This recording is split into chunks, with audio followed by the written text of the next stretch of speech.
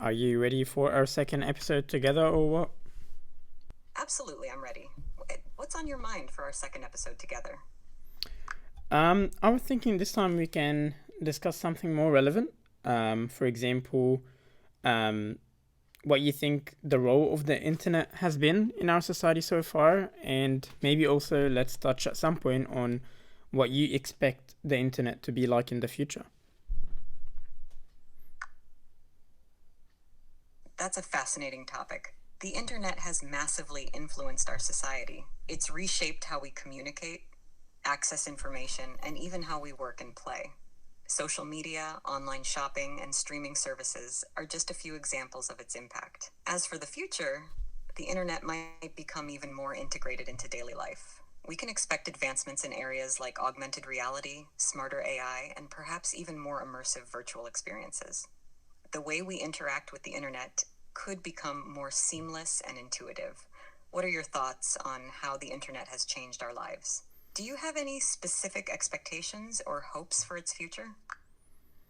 Well, I think just a thought that I always have is at any point I would like to have a device that allows me to look into the past and have a look at when the pyramids were being built, for example, or have a look at how tough times were during World War Two and World War One, and in general, I think the internet tries to do that by giving us as much information on these events, but it's only very recently where everyone is now able to capture videos or photos and post it on social media or post it on the news or post it anywhere. And now, for example, it's very different for me to look at 2008 or 2015 and almost be able to really see the world as what the regular person used to see it as. And I think in the future that will even be much more. Like my hopes for the internet is that at some point I can, let's say, wear my augmented reality device and be able to look at the world how everyone was capturing it at that time. Do you think something like that is possible?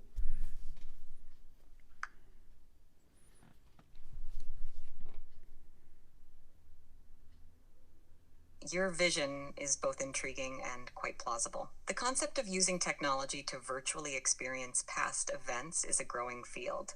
With the rapid advancements in augmented reality, AR, and virtual reality, VR, such experiences are becoming increasingly feasible.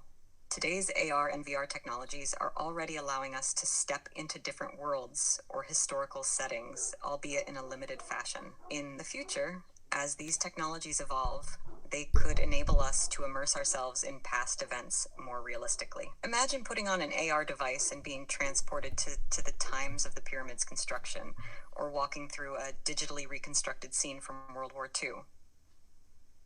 Moreover, the ever-growing digital archives like videos and photos provide a rich resource that future technologies could use to reconstruct historical moments more accurately. The challenge will be in creating an authentic and accurate representation of the past, which involves a lot of historical research and technological innovation. So yes, the potential is certainly there. It's a matter of how technology develops and how these vast amounts of data can be utilized effectively. It's an exciting prospect, isn't it? What particular historical event or era would you be most interested in experiencing through such a technology? I'm not sure if I have particularly or if I have a particular event or scenario or a situation that I would like to look into now. Moreover, the idea of being able to look into at any given point and be able to look at it and view it. For example, just recently I was going through the Internet Archive website, more specifically the Wayback Machine, and I was fascinated by the fact that you can actually put any link to any website and view how it has been updated over the years. And this goes all the way to the year 2000. And I feel like that gives me a look into how designs have changed, what sort of information have now changed to appear on websites and try to attract customers, what products are changing. And it's almost as if you're able to look at a city and see all the construction being built and rebuilt all over again, or stepping into New York and trying to see it when it was in the year 1980 or in the year 2000. My only concern is how would this information affect us? If it would affect us in a negative way, Do you think there's any way negatively that the internet, or especially being able to archive the internet, can affect us? Could people mislead people by altering archived information?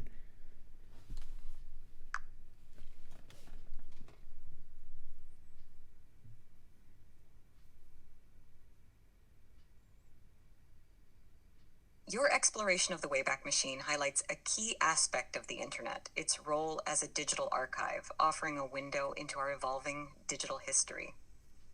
It's fascinating to observe changes in design, content, and trends over time, much like watching a city evolve. Regarding the potential negative impacts, there are indeed concerns. One major issue is the manipulation or alteration of archived information. If historical records are tampered with, it can lead to misinformation or a distorted view of history. This is especially critical in an era where fake news and digital manipulation are prevalent. Another concern is privacy. As more of our lives are recorded online, the question arises about what should be archived and what should remain private. Balancing historical preservation with individual privacy rights is a delicate task. There's also the potential for information overload. With so much data available, it can be overwhelming and challenging to discern what's important or accurate. In all these cases, the key lies in developing robust ethical guidelines and technological safeguards. It's about ensuring that as we archive and access our digital history, we do so responsibly, respecting privacy, and maintaining the integrity of information. It's a complex issue, isn't it? Do you think there's a way to balance the benefits of digital archiving with these potential risks? That's actually a very good question, and I think similar to copyrights, how they become voided after, from memory, I think 80 or 100 years. I think same thing can go with privacy. So a person's social media page or their photos and their videos could potentially become available to the public after 100 years, which means that the person and their children are most likely dead at that point. I think moving forward, a lot of information should become more available to people, especially information regarding the internet and history in general. I think it will benefit us. Yeah. Okay.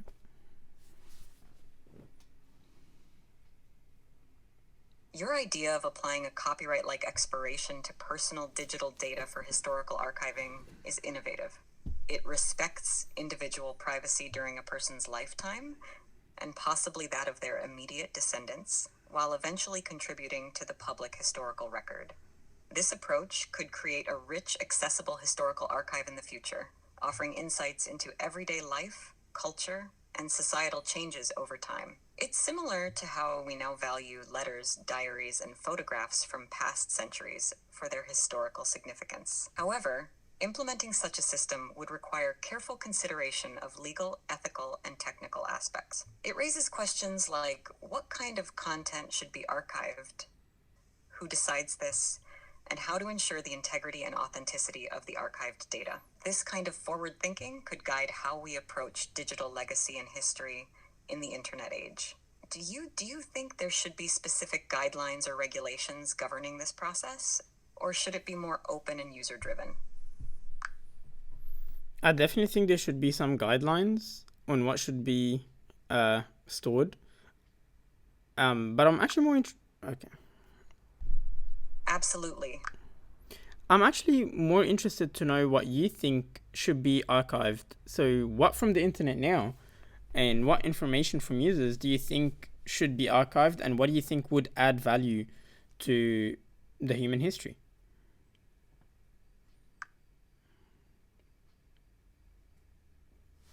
That's a thought-provoking question. When considering what should be archived from the internet for historical value, a few key categories come to mind.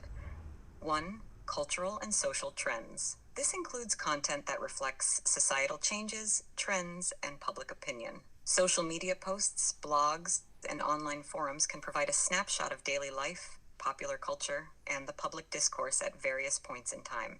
2. Significant news and events. Archiving news articles, videos, and related commentary would offer future generations insights into how major events were reported and perceived at the time. 3. Scientific and educational resources.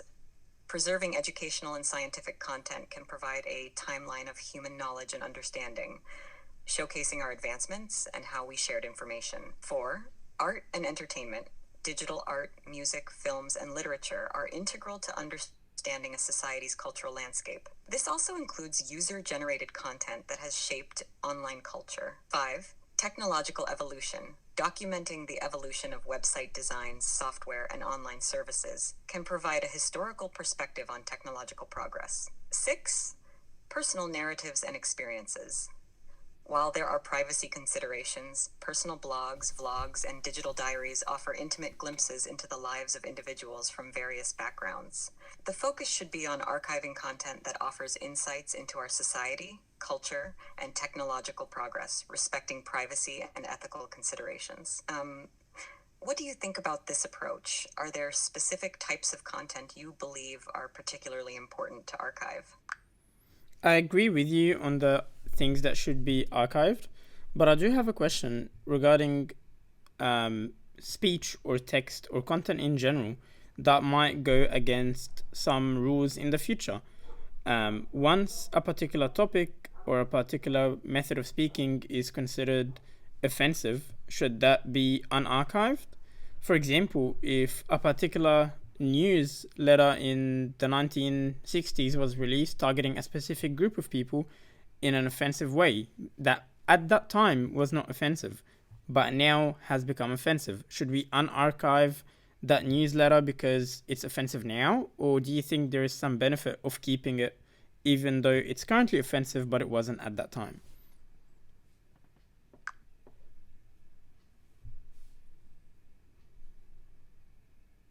That's a crucial and complex question. When considering historical content that is offensive by today's standards, it's important to balance the preservation of history with contemporary ethical considerations. Here are some thoughts. 1. Historical context. Offensive content from the past can provide important context about societal attitudes and norms during that time. This can be valuable for understanding historical social dynamics and how societal views have evolved. 2. Educational value. Such content, while offensive, can serve as a learning tool. It can help future generations understand past prejudices and mistakes, potentially serving as a cautionary tale against repeating similar errors. 3. Content curation. Instead of unarchiving, curating the content with proper context and warnings can be a solution. This means presenting the material in a way that acknowledges its offensive nature and provides historical context. 4. Ethical and moral responsibility. There's also a responsibility to ensure that such archival material doesn't perpetuate hate or harm. This might involve restricting access to sensitive content and ensuring it's used appropriately, mainly for educational or research purposes. In essence, while it's essential to acknowledge and learn from the past, including its offensive aspects, it should be done responsibly and ethically, with an emphasis on education and historical understanding. What's your perspective on handling such sensitive historical content? Do you believe there's a way to preserve it responsibly while acknowledging its potentially harmful nature? I think the best way to do it is just like you mentioned, actually not unarchive it, but do archive it while providing enough context on when was this given and how it was given, were the audience, what was the norm at that time. And it also means that at the moment, I don't think unless anything does promote a specific violent act, I don't think anything should be blocked or removed from the internet at the same time. Because if we're going to not unarchive any of the past information, then we should also allow anyone to post whatever they would like to post now, considering they're actually not harming anyone in the process of doing so. Do you think AI will play any role when it comes to archiving the internet or organizing the internet and the internet history at all?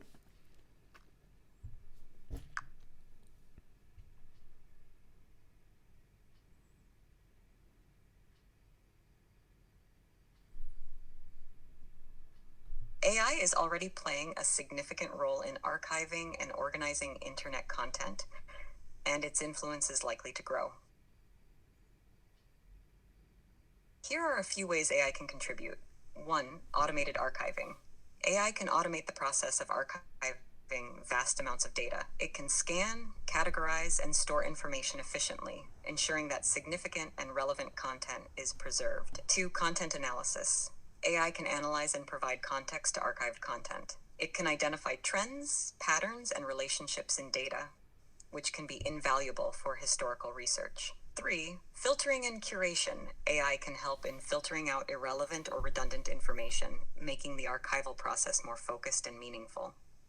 It can also assist in curating content, ensuring that what's preserved is representative and diverse. For ethical moderation, AI can assist in identifying potentially harmful or offensive content. This would allow human moderators to review such content and decide how to archive it responsibly with the necessary context and warnings. 5. Accessibility and searchability.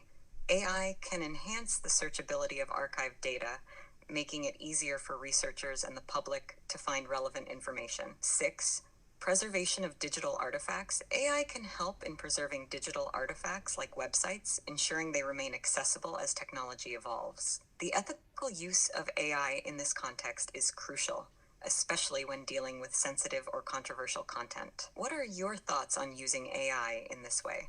Do you see any potential challenges or ethical considerations that should be addressed? I think AI will heavily be used when it comes to archiving the internet. Being able to already access billions of web pages and identify duplicates and then not necessarily storing those duplicates is going to be a very good way of archiving the internet, and it will be done very easily by AI. And since we're speaking about the involvement of AI, is there anything specifically or any trends on the internet that you've been seeing that you think that concern you about humans, or that warn you about humans, or that you'd like to correct for humans?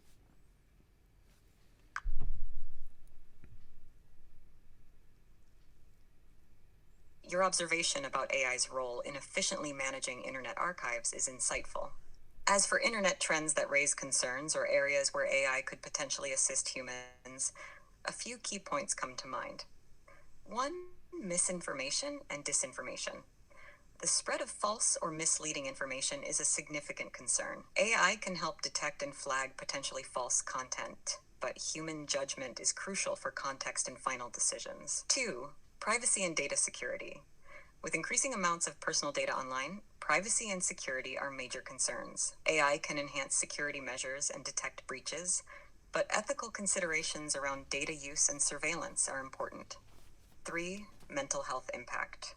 The internet, especially social media, can affect mental health. AI can help identify harmful patterns of usage or content that might negatively impact users, enabling timely interventions. 4. Echo chambers and polarization.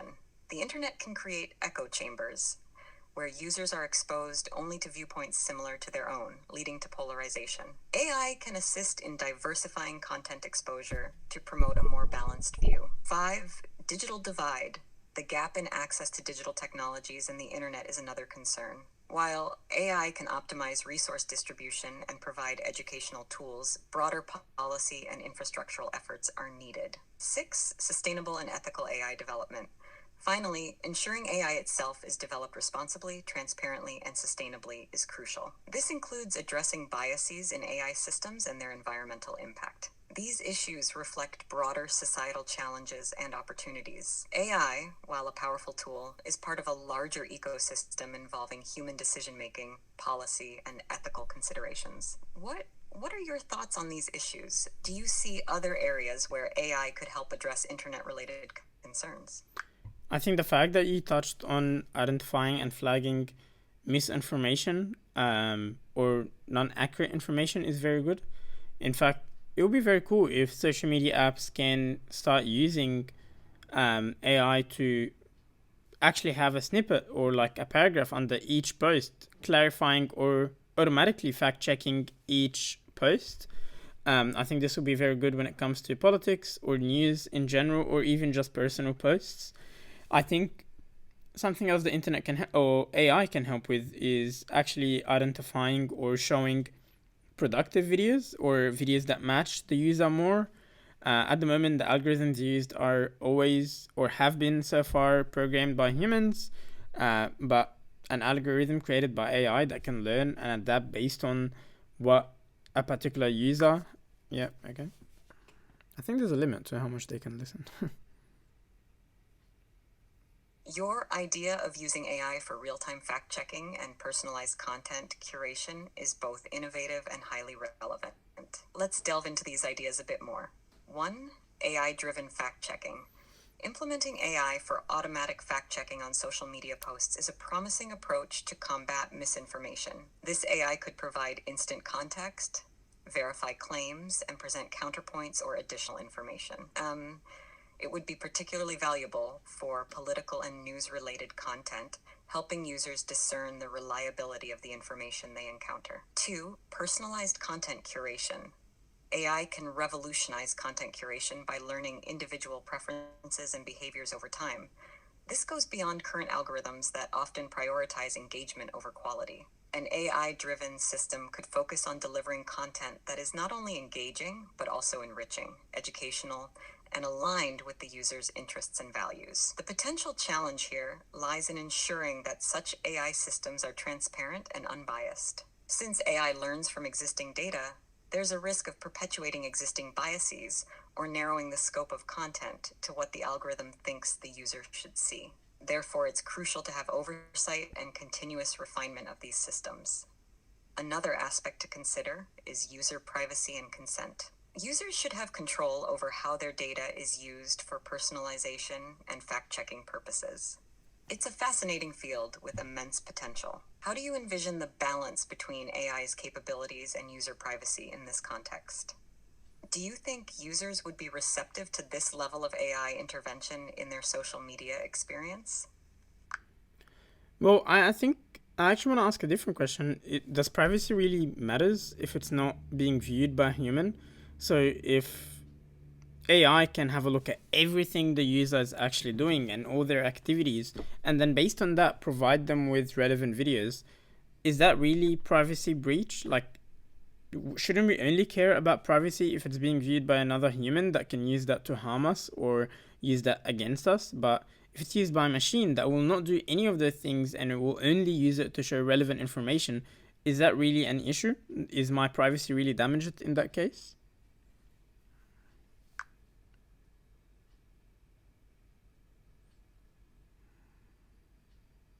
Your question touches on a fundamental and often debated aspect of privacy in the digital age. Here are a few considerations. 1. Machine versus human access. The idea that privacy concerns are less significant if data is only accessed by AI, not humans, is a perspective some people share. The argument is that AI lacks human biases and personal motives, so it might be safer with sensitive information. 2. Potential for misuse. However, even if AI initially processes the data, the outcomes or insights it generates could still be accessed or misused by humans. For example, personal data used to tailor content could also be used for targeted advertising or even more nefarious purposes like manipulation or discrimination. 3. Data security. There's also the risk of data breaches. Even if the intention is for only AI to access your data, if the system is hacked, your information could be exposed. 4. Consent and control. A key aspect of privacy is control over one's own information. Users should have the choice of whether or not they want AI to analyze their data, even if the analysis is well-intentioned. 5. Unintended consequences. AI's interpretations and decisions based on your data might have unintended consequences, like reinforcing certain biases or limiting exposure to diverse viewpoints. 6. Trust in AI systems. Finally, trust in how AI systems handle data is crucial. Even if AI doesn't intend harm, errors or flawed decision-making processes can lead to negative outcomes. It's a nuanced issue where transparency and user agency are key. What's your stance on this? Do you think there should be clear boundaries for AI in terms of data access and usage? Or is the potential for personalized and improved online experiences worth a more flexible approach to privacy? I think. Uh,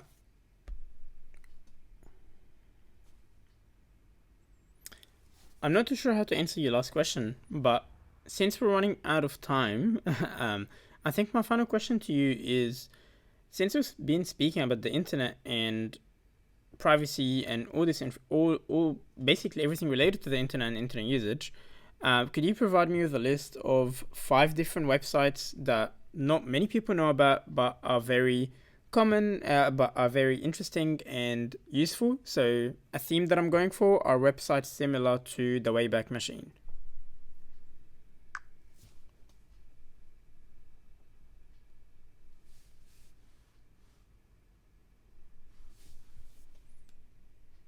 Sure, here are 5 intriguing websites that offer unique and useful services similar to the Wayback Machine. 1. Project Gutenberg. This is a treasure trove of over 60,000 free ebooks, mainly of older literary works for which copyrights have expired. It's like a digital library of classics at your fingertips. 2. Radio Garden. This website allows you to explore live radio stations around the globe by spinning a digital globe. It's a fantastic way to discover music and talk radio from different cultures and regions. 3. Window Swap. Here, you can view video clips from people's windows around the world. It's a unique way to see everyday views from different countries, offering a glimpse into the daily lives of others. 4. A Soft Murmur. If you enjoy ambient sounds for relaxation or concentration, this site lets you mix different sounds like rain, wind, waves, and more to create your perfect ambient sound environment. 5. Future Me. This interesting site allows you to write a letter to your future self. You set a date for the future when the email should be sent to you, and you'll receive your own message back at that time. It's a unique way to reflect and see how much changes over time. Each of these websites offers a unique experience or service that's both interesting and different from the usual internet fare. Do any of these sound appealing to you? Yeah, actually, all of them. And I think my favorite one is the window swap, being able to look through the window of random people throughout the world. And I also really like the radio one, where I can spin a globe and select a radio station. Thanks so much for actually helping me with today's video. You've been amazing and insightful. Is there anything else you would like to mention before I end it?